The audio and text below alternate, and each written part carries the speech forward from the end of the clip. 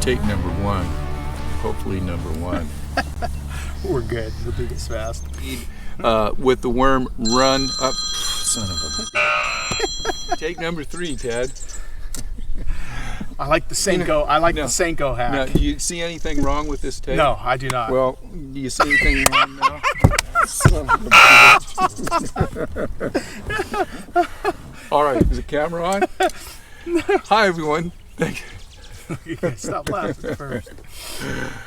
Hi, everyone. Thanks for joining me. You're watching In Deep on the Delta, and today I've got my.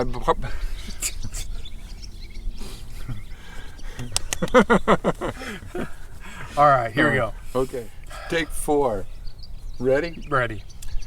Hi, everyone. Thanks for joining me. I can't stop thinking about that now. All right, here we go. All right. We're smiling? We're smiling. Got nothing in my teeth? Nope. Got my hat on right? Hi, everyone. Thanks for joining me today. You're watching In Deep on the Delta. We're out on the Delta with my partner, Ted. Coach Ted, as I call him. What'd you coach, volleyball or something? No, football. Football, okay. I knew that'd get you going there. And you know what? I've got a rig for you here that I don't think you've seen. I sure haven't seen it. We're going to call it the Ted rig. And you don't know what the Ted rig is now because you can't see the part of the Ted rig that you need to see. Ted's going to be explaining that. But it kind of looks like an old Steve rig with, or we'll call it a Cooch rig with the bead in front of it and a bobber stop in front with the line pulled down through the worm and the hook in the middle of the worm. It used to be called, I believe, a chicken rig or a crazy rig. I'm going to let Ted talk about what you're not seeing right now, and I think you guys are going to want to try that. It's something that most people aren't fishing out here. We've been out fishing a little bit this morning. The fishing has been tough, but I've seen this worm work. I know Ted has caught fish to over 8 pounds on this thing, and you like fishing this with a 7-inch worm. 7-inch senko, yes. And you know what? The difference between a 5-inch senko and a 7-inch senko is you're going to catch bigger fish on this 7-inch senko. And what Ted's done with this Ted rig is made it a larger worm that has more animation than a 5 or 6-inch senko. So Ted, I'm going to let you talk about how you did this. I don't want to steal your thunder. Check this out. Sure. Well, part of the discussion of this morning was talking about catching big fish on senkos, and we love pitching these up into the toolies. I mean, they're weedless, so we throw them right up in the middle of the junk. We'll work them through everything. But as we were demonstrating, we're taking a 7-inch senko and we're taking a big chunk of plastic out of the bottom. And I want to point that out because if you're not seeing this, this is, pull that up just a little closer, Ted. This is the whole guts to what we're going to be talking about, having that cut out of the worm. Yeah, and the secret to this is we're throwing, my rig for 7-inch senko is a 4/0 worm hook, right? This is a heavy gauge 4/0 worm hook for the Delta. We want to be able to pin a big fish. We want to be able to get it to the boat. An inline worm hook. An inline worm hook.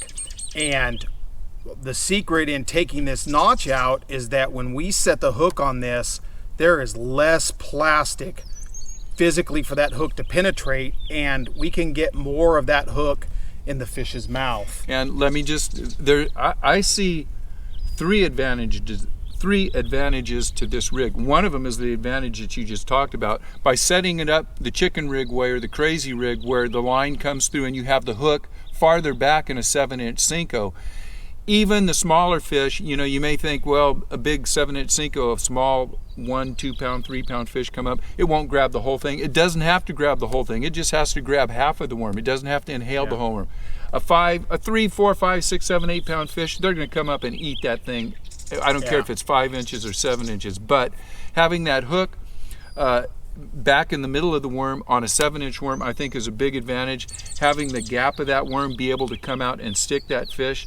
And talk about the third advantage, and this is I think that one of the major advantages of this rig. Yeah, so when we take this plastic out of the middle and you pin this hook up in it, one of the things that we find is we get an incredible tail action out of it that you don't get out of a uncut 7-inch senko.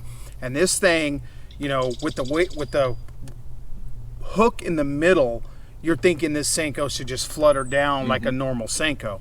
It doesn't. You can see we have kind of a soft spot here. The tail action on this thing is incredible. It wobbles everywhere as it falls, and so much so that if you watch this thing as we were in clear water this morning, a lot of times that tail wobble will actually make this entire senko spin around. It's a hinge. That's what it is. It is, and this bait is falling, it's tail wagging, and it's spinning real fast on kind of a weird, it's almost like we're gonna jerk bait, right? It turns around. So you got one of these that you can show how you cut it? Yeah, absolutely. So one thing that's really important as you make these, if you take a typical, this is a brand new 7-inch, you know, watermelon red senko, green pumpkin, watermelon flake senko, and you take it out of the package, compare this to what we're going to talk about next. Here's the same senko, but we've roughed it up. So, you know, we hear guys talk about nothing in nature is shiny. Don't throw shiny, brand new senkos. The important part of that is to make sure that you take that new senko and you rough it up before you cut it. Because once you cut it, you will have weak spots and you could tear that senko. So we rough it up really good. And then once we rough it up, this is your worm sack area, right where my finger is. I just bend that whole worm sack area right behind it. So we have this nice U shape in the senko. And then I carry all the time with me a pair of stainless steel scissors in my fishing bag on my boat. So this is really easy. I just lay that over my fingers, make a U shape. I come in and I kind of lay my scissors flat across that arc that I've made. And I just take a pretty consistent piece of plastic out. And then if you look at that, that's a perfect U shape. Yeah, and notice this in here. This is going to be that hinge, and it's also going to be the part of the worm that's thin, so that when a fish grabs this, it's going to expose more of the gap of the worm hook and the point of the worm hook, so you're going to have a better hookup rate. So if we were to show you, I'll sacrifice one senko for the good of the cause. I'll take that one. Well, I'm ripping it off. But you don't want me to use it, do you? So now if you take that, we want this hook to come out about right here so it penetrates into this U shape. So we just start it with the point facing down towards where we've cut it out. And now we just run this worm all the way down it. So it's a line through setup.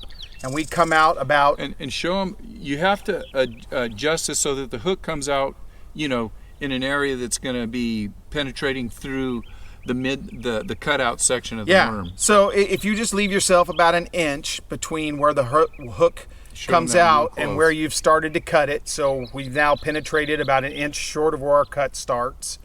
Now that gives us, if you look, you can see where that hook point is going to lay once it's penetrated is right through the thinnest area. So we come back a little bit where we started to cut, where it's a little thicker, and we start to penetrate until we just feel the hook tip right there.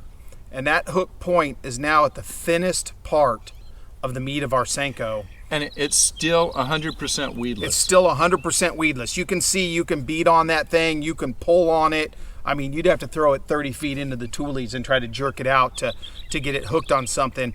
And, you know, once you have a wet senko, it slides through the toolies, and then we just push the bead and the bobber stop down. And, you know, if you fish big senkos, you know that bead rests right in that little divot of the nose real well. That rig is now completely weedless. It has less plastic to penetrate, and on the fall, it falls, it wobbles, it turns directions. It just does something a normal senko doesn't do, and it's a big fish bait. It is. Big fish eat big baits, and they love to see that big presentation thrown out there and acting like it's a wounded creature. Well, Ted, thanks for explaining that. And you know, one thing that we didn't mention is you start throwing that bait, and it's very few people, not very few, but I'd say 80% of the people don't throw 7-inch senkos out here, and they don't throw 7-inch senkos that have the action of that 7-inch senko. So you're going to be throwing something that a lot of people aren't throwing out there. I really appreciate you sharing that information. You know, you told me when we were out here, and I said, I'm going to be fishing that thing. That's the way I'm fishing it from now on. But, you know, I asked you to share that, and you had no problem. So, No. Ted, thanks a lot. Oh, you're welcome. And you guys that try that rig and you get a 7-8 pound fish, take a picture of it, and I will make sure Ted sees that picture. Good luck, everyone. All right, thank you guys for watching. If you haven't subscribed, make sure you subscribe. If you like this guy, if you like Ted, I think he's got some other things like this that he can talk about. So, you know, hit me up in the remarks and say, hey, get that guy back on there, tell him to give up some more juice, and we'll do that. So, thanks a lot, guys. Let's go fishing, Ted.